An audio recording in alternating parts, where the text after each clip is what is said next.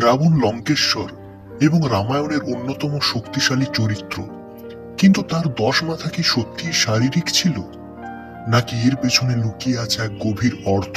পুরাণ অনুসারে রাবণের 10 মাথা আসলে তার ব্যক্তিত্বের 10টি দিকের প্রতীক। এগুলো হলো ক্রোধ, লোভ, মোহ, কাম, অহংকার, হিংসা, ঈর্ষা, স্বার্থপরতা, ভয় এবং বিভ্রান্তি। রাবণ একদিকে যেমন ছিলেন তপস্বী ও জ্ঞানী, অন্যদিকে তার এই 10 দোষী তাকে ধ্বংসের পথে নিয়ে যায়।